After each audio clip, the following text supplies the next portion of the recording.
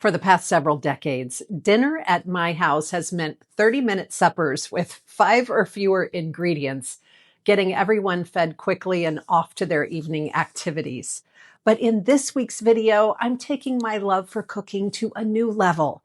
I'm making a couple of dishes that take more than 15 ingredients and most of my afternoon. Because for the first time, I actually can.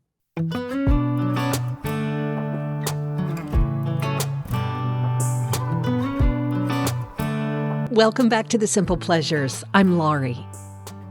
In my empty nest era, after a lifetime of raising kids and caretaking parents in their final years of life, I'm returning to me. This summer, I'm returning to old passions of mine and picking up some new ones. And one of my passions is cooking. But because I was working full-time and had a busy household, getting a 30-minute meal on the table was really the best I could do. One of my goals this summer is to explore more ethnic cooking. So today I'm visiting an Asian market for inspiration. I'm gathering ideas and ingredients for some Chinese and Middle Eastern recipes. My husband was born in St. Louis, and he has a nostalgic craving for the fried rice that he grew up with there. I didn't know St. Louis fried rice was a thing, but I researched it, and it is, and I want to create it for him, while learning some new skills myself in the kitchen. So not only did I spend more than an hour in this Asian market educating myself on Asian and Middle Eastern produce, spices, wines, and some other ingredients, I also purchased a wok because I suspect we'll be doing a lot more stir-frying in the future. Today, I'm giving myself permission to be a beginner again. For most of my working life, I was in survival mode at home, having to cut corners because I was juggling so many demands and responsibilities. But I love to learn, and I love to cook.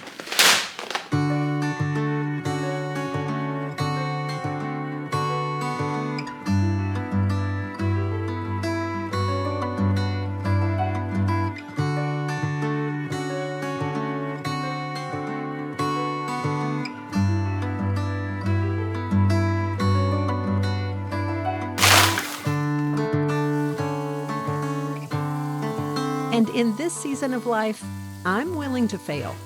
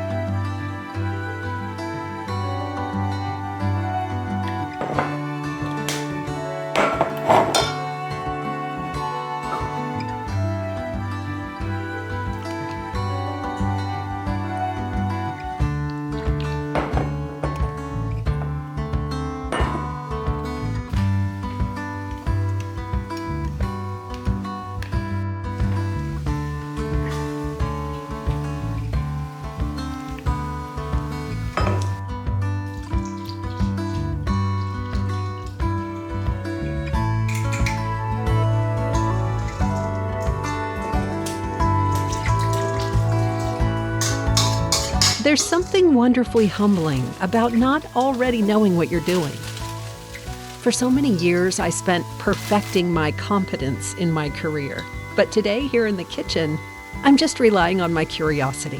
And thankfully, an online recipe for St. Louis fried rice. My husband absolutely loved the finished dish.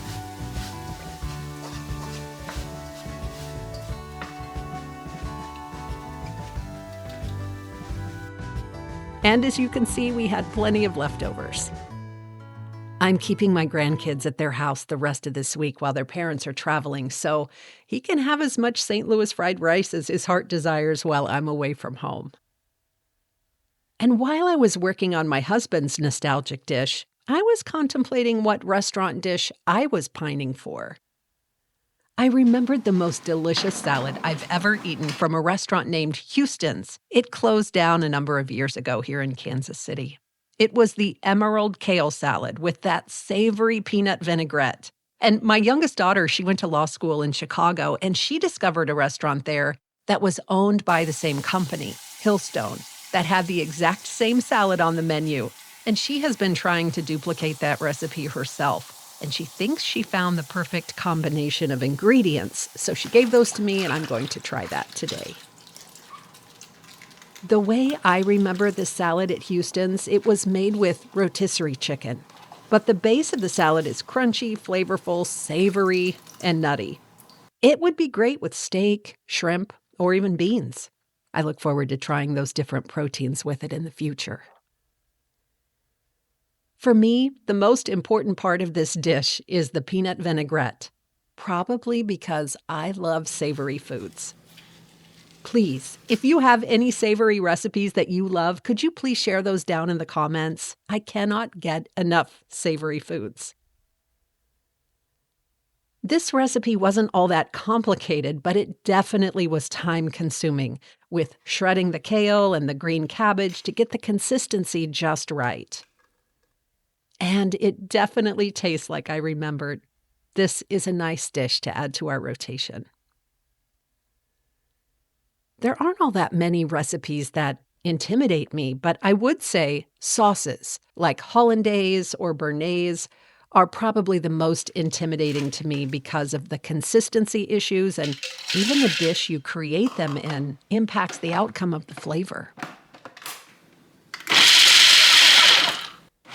And on the day I'm recording this voiceover, I decided to make chicken shawarma for the first time. I guess those 2 adventurous days in the kitchen have given me the boost I needed to keep experimenting with ethnic dishes this summer. It's nice to take a break from our regular dinner rotations and just branch out a little. If you're interested in making any of these yourself, I'll be sure to leave the links to the recipes in the description box of this video.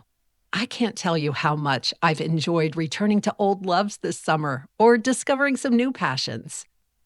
During the seasons of life that I was working or parenting or caretaking my parents or all of the above, I never really had time to fully participate in the summer season. It just came and went without me taking much interest in it.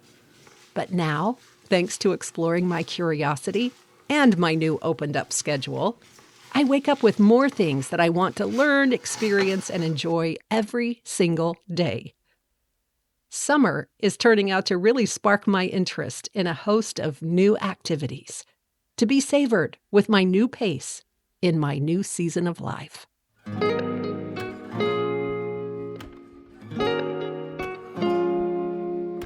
Have a great week, friends.